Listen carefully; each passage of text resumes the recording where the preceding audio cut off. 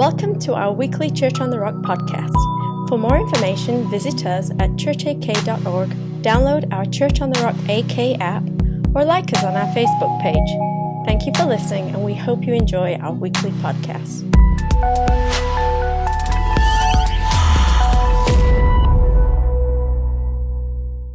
I want to start with a quick Christmas carol quiz for all of us. I don't know if you know this, but Christmas carols have some odd lyrics in them. We sing them every year. Some of you sing them all year, and that's weird. But we sing them every year. And have you ever gotten into a song and realized, I don't actually know what the words are? Like, you just made up your own? I remember hearing a comedian several years ago talking about the Steve Miller Band and that song, Jet Airliner. And as soon as he said it, I knew I had done it in my car at some point where the line, big old jet airliner, don't carry me too far away, but I had no idea what the words were, and so I was just belting out at the top of my lungs, bingo jet had a light on. It didn't make any sense. Like, bingo jet had a light on, but fit. I went over the quiz with my girls this morning with Katie, and I just said, Katie, just fill in the blank. Tell me what the word is here. So we're going to start with deck the halls. Yeah. Hey, really, you're going to give it away just right now before anybody else has a chance? Okay. I said, Katie, finish this line. Deck the halls with, and she says, bells. I'm like, I didn't even have that one in here because typically you either hear deck the halls with bras of holly, which sounds excruciating, or bows. Which one is it? Yeah, that's right, because you're adults and you know what that word means. Now, joy to the world is another one. I love this one. And makes the nations. Okay, so is it prove or is it prude? Because it could be either one of those from... Anyways, Rudolph the Red-Nosed Reindeer. I didn't even realize, but it makes sense to me now that kids get this one mixed up. I said, Katie, how does it go? You know, Rudolph the Red-Nosed Reindeer had a very shiny nose, and if you ever saw it, you would even say it glows. Is it all of the other reindeer, or is it Olive the other reindeer? Which kind of makes sense if you don't know all the reindeers' names. How many of you know all their names? That's right, one person. Two. Okay, I'm tempted to do the test. Okay, here's the next one. Jingle bells. Right, jingle bells, jingle all the way. You can go ahead and put it up there so the blank is there. Jingle all the way. Bells on, is it bobtail ring or is it Bob's tail ring? Which is weird when you think. Katie got that one right. Silent night. This is a good one. Silent night, holy night, all is calm, all is bright. Is it round yon virgin? If anybody knows what yon means. Round yon virgin, or how I often hear it sung by children, round John virgin. Which if John is round... Anyways, last, White Christmas. I love this one. Katie loved this one. Where the treetops glisten and children listen to hear. Is it sleigh bells in the snow, or I'm going to ruin this one forever for you, or is it slave elves in the snow? Because both make sense. To hear slave elves in the snow. Oh. Yep, it's ruined. It's ruined now. You're welcome. That's all I got. All right, let's close with a word of prayer. Brings me, though, to Subversive. Imagine you had been waiting all your life. In fact, for hundreds of years, your people had been waiting. You had lived as a conquered nation. You had been taken into exile. You were in slavery. And every morning when you woke up, you were told what to do, when to get up, and you spent your entire day serving at the behest of another. Every night you went to sleep with nothing to show for your labor but pain. Imagine if that was you, if that was us. And it's in this context of a conquered, oppressed people who have been waiting for a deliverer for hundreds of years. It's in this context that this week's song actually emerges. It's the context of slavery in America. After roughly 244 years of slavery in the Americas, on January 1st, 1863, a seed was sown. It really was a beginning of a process that was going to take far too long, but it's known as the Emancipation Proclamation. There would be this slow trickle-down effect until finally real change began to happen. But on that day, the declaration was made. The war hadn't been won yet, but the declaration had been made.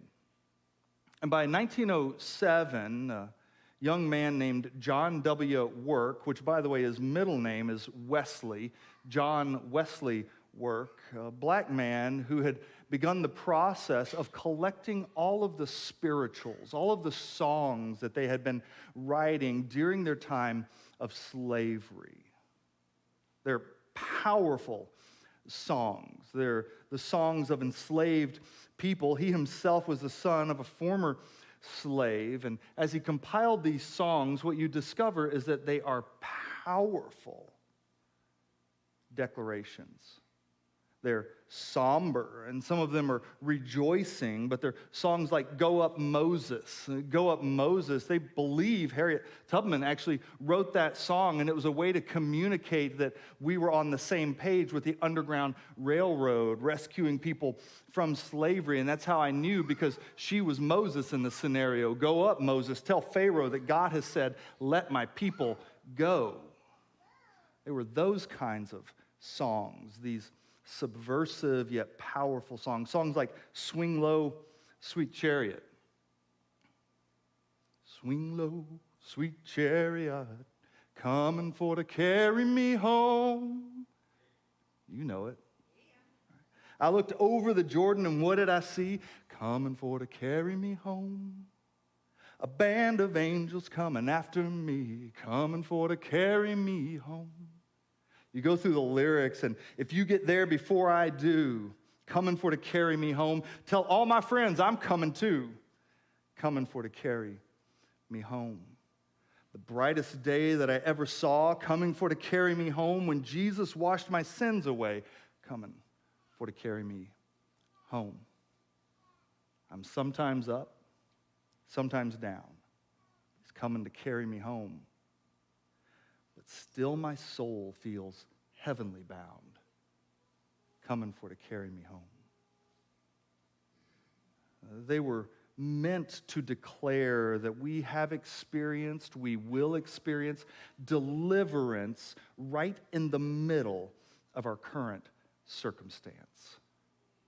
They were declarations that I actually have another master, and it ain't you. Someone else has care for my soul. Someone else has my eternity secure. There is someone else that I serve with my life.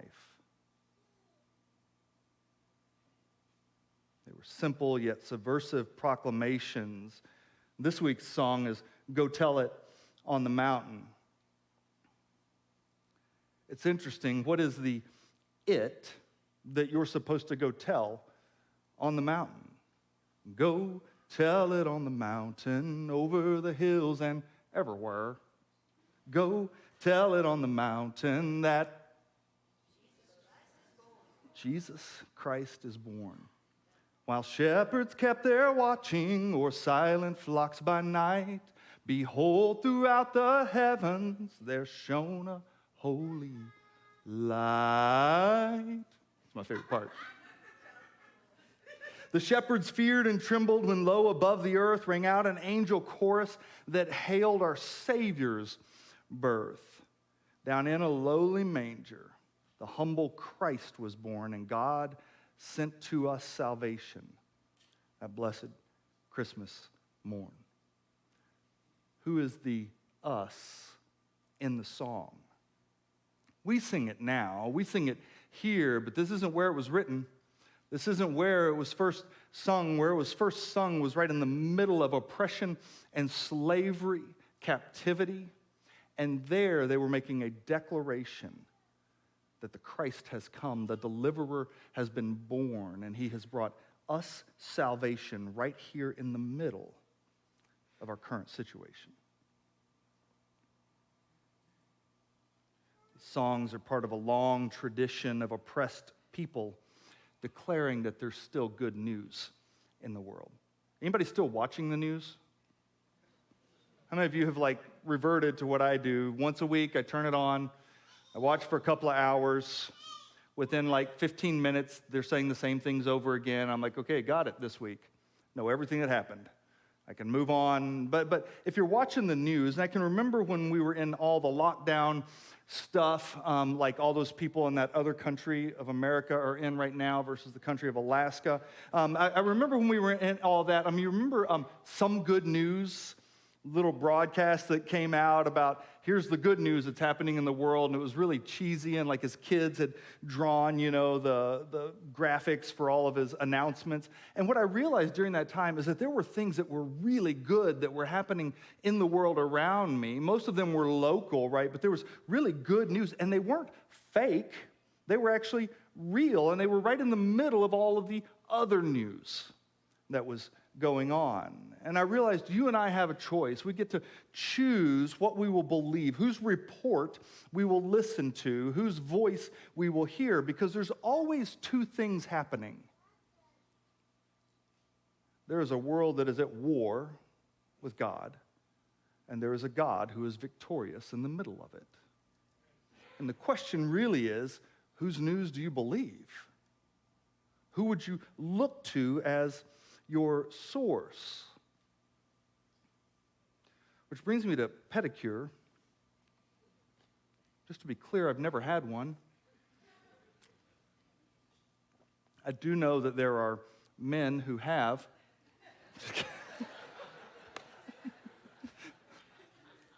I'm not saying I don't need one. I'm just saying I don't even know what it is really. But I hear that some people really like them. As best I can tell, it's like a combination of making sure that you're got foot health and that your feet are beautiful, which I just don't care if my feet are beautiful or if they're all that healthy or not in terms of smell.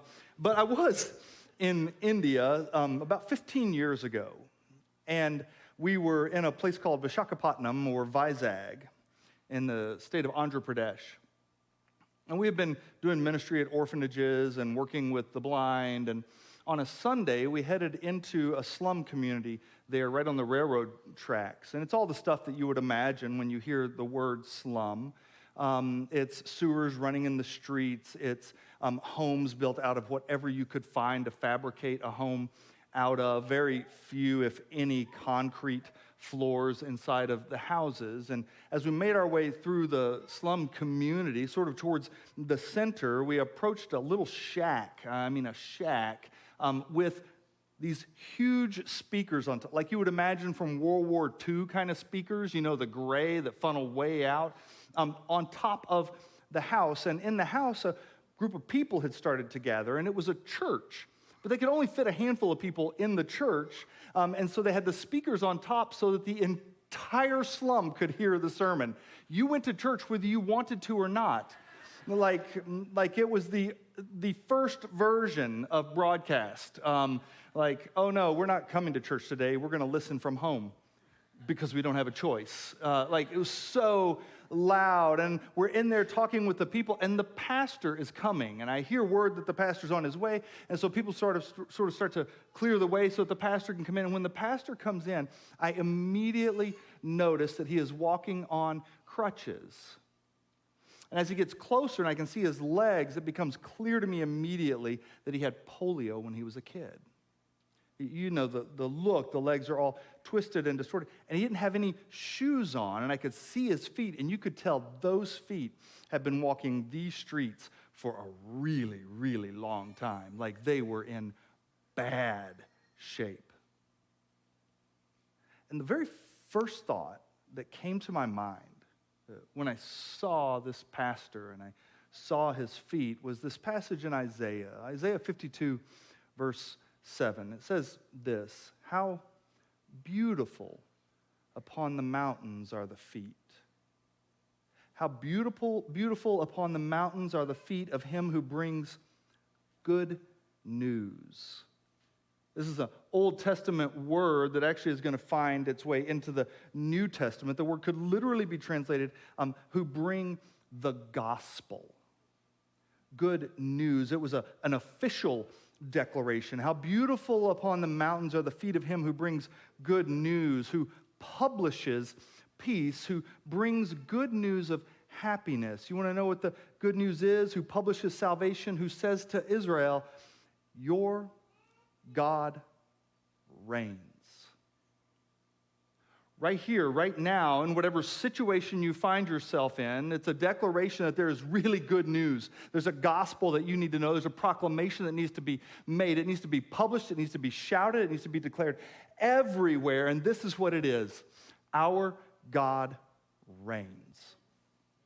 Yeah, but our God reigns. But haven't you heard? Our God reigns. But don't you know that our God reigns? It's amen. Right? Our God reigns.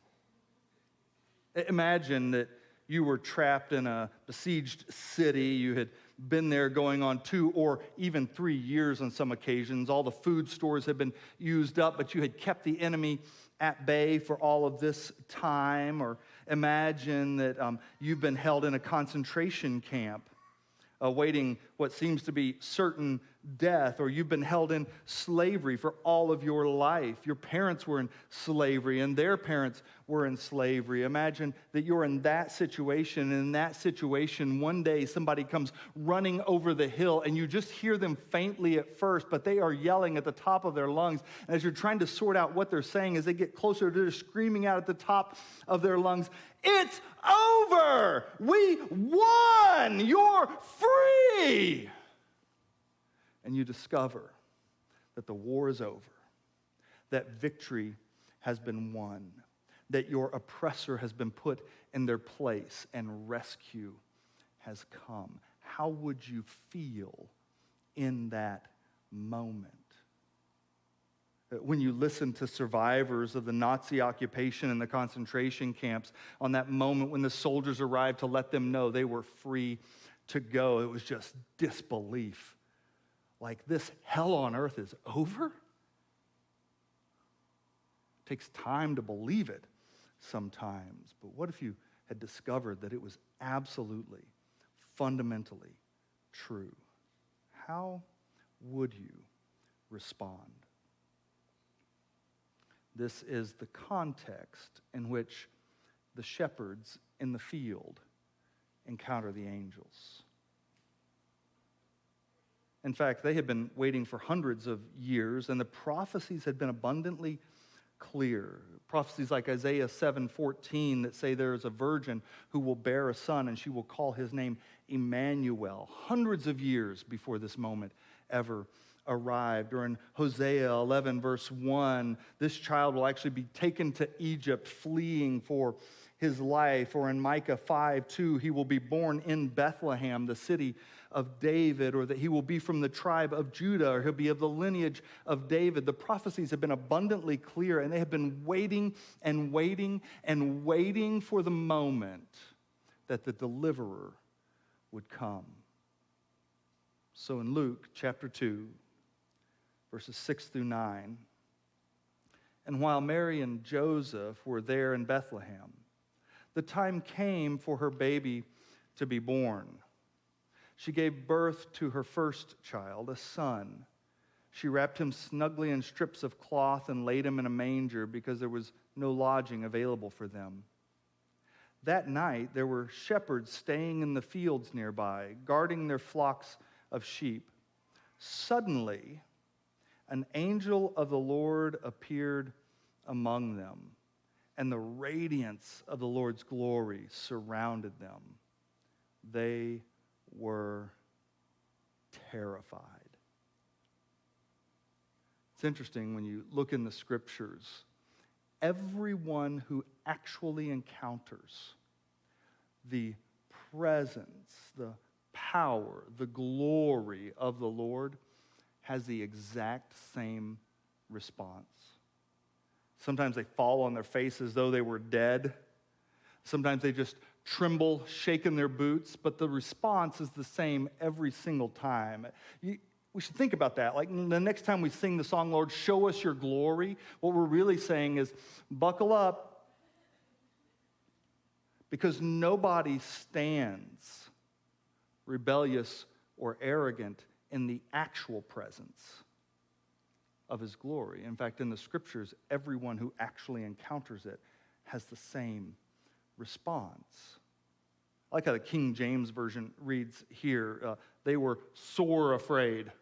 I don't even know what that means, but it sounds like more scary. Like, I was sore afraid when I saw him. Like it was painful and you were afraid? Yes, that's what it is. I was hurting. I was so scared.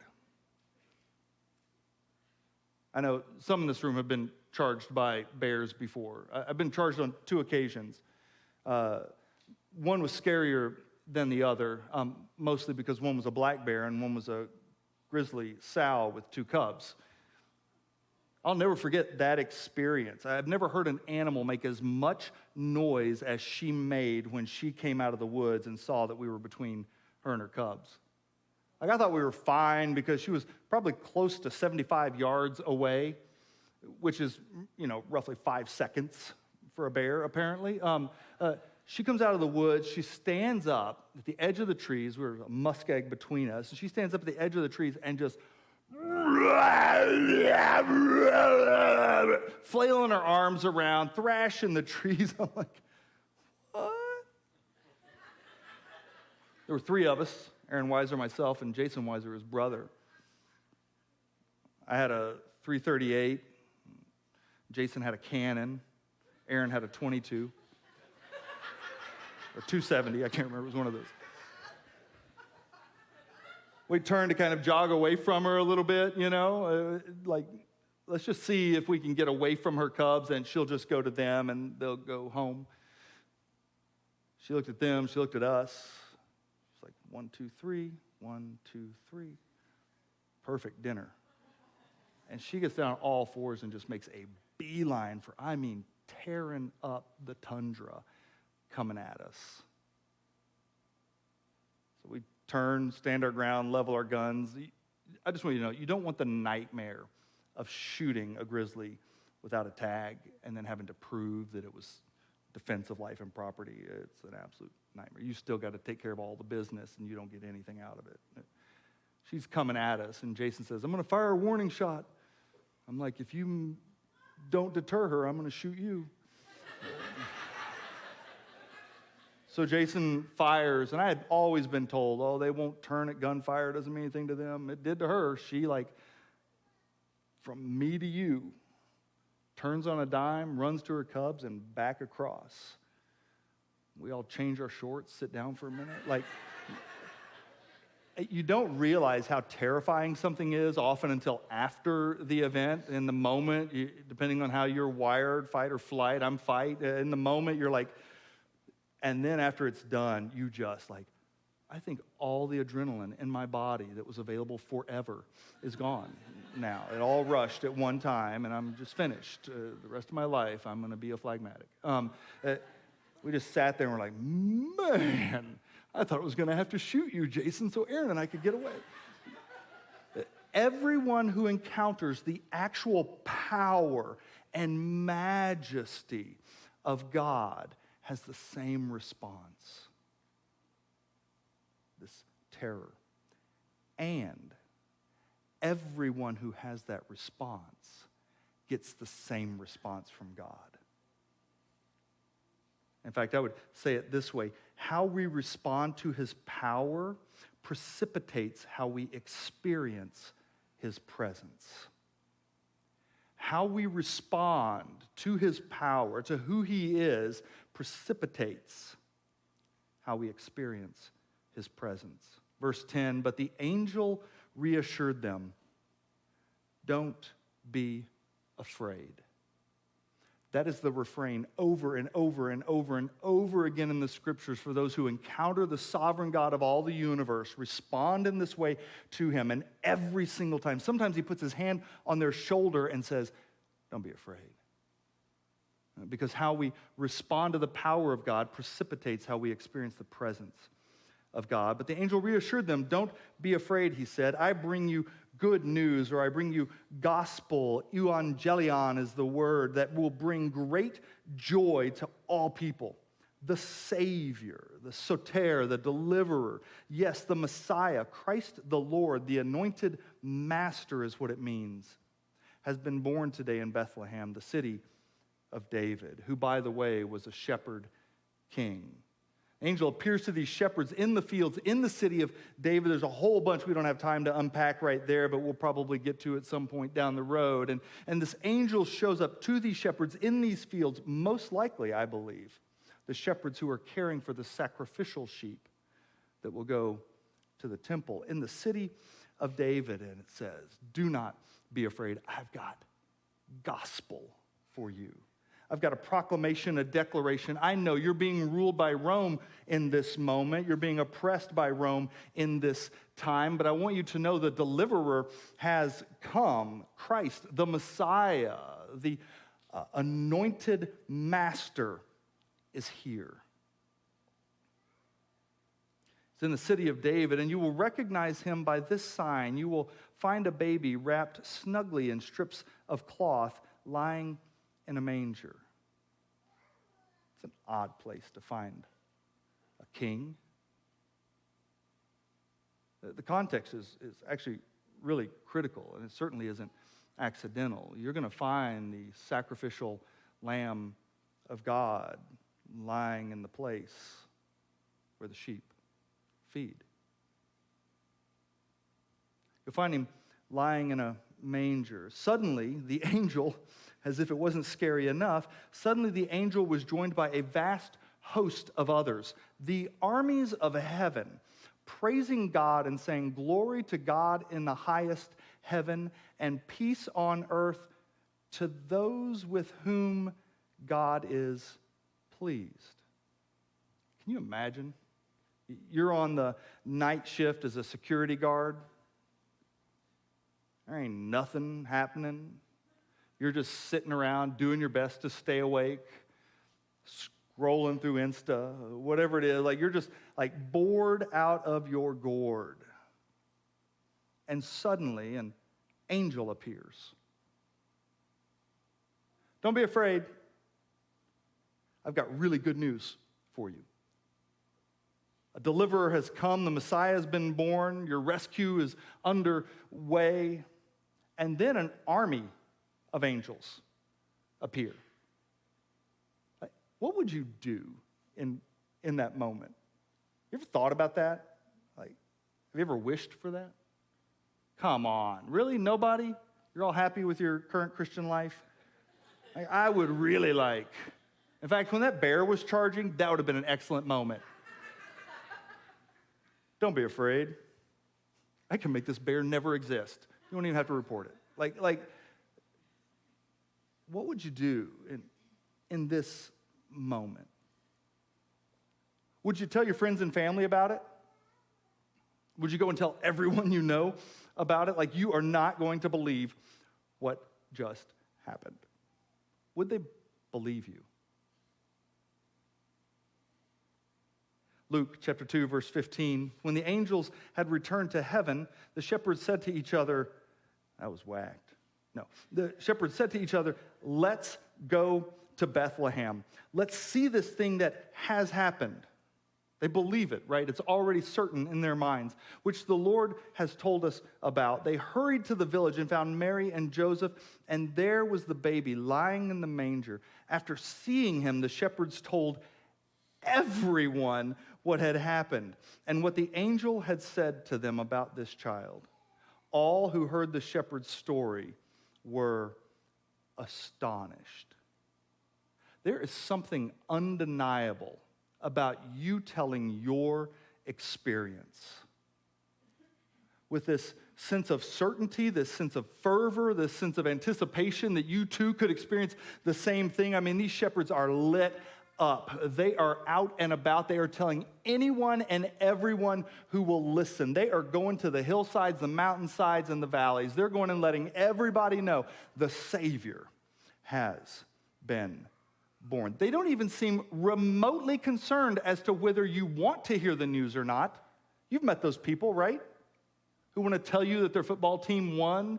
You're like, who's that? I thought the Bears were a basketball team, right? Dallas Cowboys, they're still a team. I didn't even think they played football anymore. They don't. Anyways, but this news, these shepherds don't seem remotely concerned as to whether you want to hear it or not. It's just such great news. How could you possibly not want to hear it? That is their assumption, is that I have the best message ever, and I've just got to tell you about it.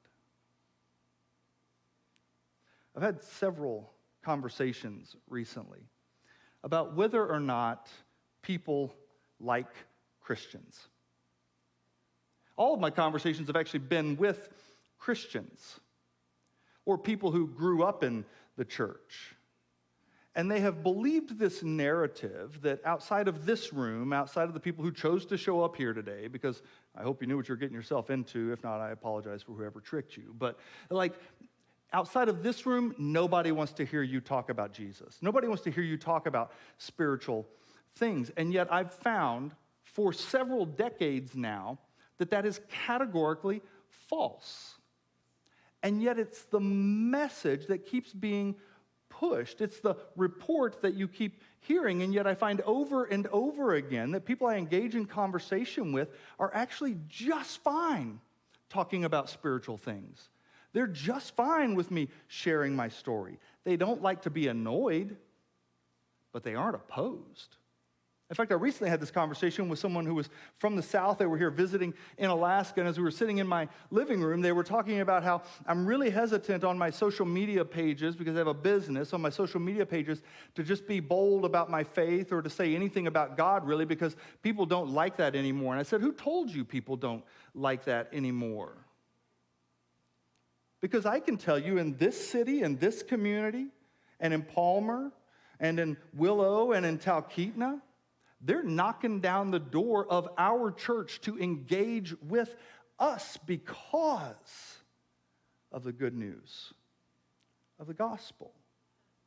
And yet we've believed a report, which I believe is by and large an absolutely false report. Are there people who are opposed to the gospel? Yes. And if you watch their video clip 800 times over and over on the news, you may begin to believe that's everyone. But if you just went and met your neighbor, you might discover it isn't. You might discover that they're actually starving to talk about spiritual things, and that the good news you have would be good news to them also. I got a fire in my belly. Okay. There we go.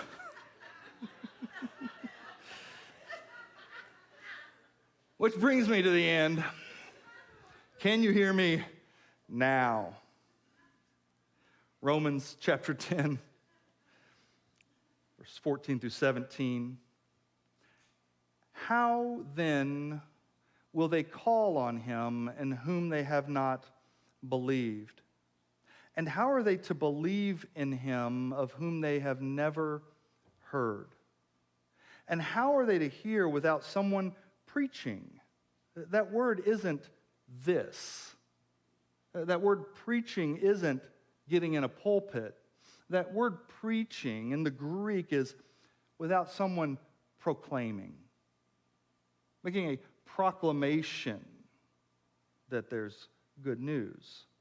And how are they to preach unless they are sent? As it is written, how beautiful are the feet of those who preach the good news. But they have not all obeyed the gospel. For Isaiah says, Lord, who has believed what he has heard from us? So faith comes from hearing, and hearing through the word of Christ. You remember what the good news was, right? The good news at its real essence is that your Lord, your Master, the anointed King has been born, and our God reigns. But that's only good news if you believe that it is. Maybe you know this. Do you know when good news is bad news? Do you know when victory is actually bad news? When the person you voted for didn't win. It's a question worth asking. Why doesn't the good news, the best news to ever grace our planet, why doesn't it strike me as good? Because until it does, you will not be able to proclaim it with its intent. There is good news. Those are beautiful feet that are bringing it. No matter what they look like, they're beautiful because of the message that they carry. I'll just tell you this. This is for me personally, but when I look at the history of mankind, when I look at what we have recorded, when I wrestle with things like logic and rationality and science, and I begin to ask the question, what makes the most sense of the world that we find ourselves in? What is the best explanation for what I see all around me? When I look at all of those things, I come to the same conclusion over and over and over again, that God has not hidden himself from us. That he has not tried to deliberately be mysterious or unavailable or unobservable, but he has actually gone to great lengths to make sure that you had every chance possible to know that he is. And what we've done in essence is we've pretended like we're little kids who want to make people disappear in the room, and we've gone like this. None of you are here now. But you are. And it's obvious if I would just take my hands away and see things for what they are. In essence, when I look at the story of the birth of Christ, I look at the prophetic fulfillments, I look at the historicity of it, when I look at all of it combined, when I look at the birth of Jesus, I see God just raising up a megaphone to the world and saying, "Can you hear me now?" The life, death, burial, resurrection of Jesus is God crying out to the world, I got good news. You need to not only hear it, I want you to go tell it on the mountains, over the hills, and everywhere. Jesus Christ is born. I don't know about you, we let Pandora play Christmas songs at our house. And when some of the covers come up, it's not just like how the people look. I'm like, girls, guard your eyes. But it's who they are, who I know them to be. I'm astonished at how freely we seem to be able to sing songs of such profound implication with virtually no interest in bringing our lives into alignment with their lyrics. Have you ever thought that? Like, really? Like, do you know what you're singing right now? Do you know what you're declaring right now? Like, there's nothing I can observe in your life that would tell me that you have any interest in bringing your life into alignment with that declaration. But you know the reason that we do it is because we love the nostalgic feeling of it. And so musicians will produce Christmas albums with rich theology and zero obedience. We tend to do the same thing. I would say it like this: when songs of Christ's birth are simply sung for the nostalgic feelings they give us, rather than from a willing submission to Jesus, we have effectively been reduced to worshiping our own feelings of nostalgia. When the songs that we sing are simply producing a nostalgic feeling for us, that's what we're enjoying, is that, rather than they're sung from a willing submission to what they declare about Jesus, we have effectively just been reduced to worshiping our own feelings of nostalgia, which, by the way, we're really, really good at. I want to invite you to stand with me.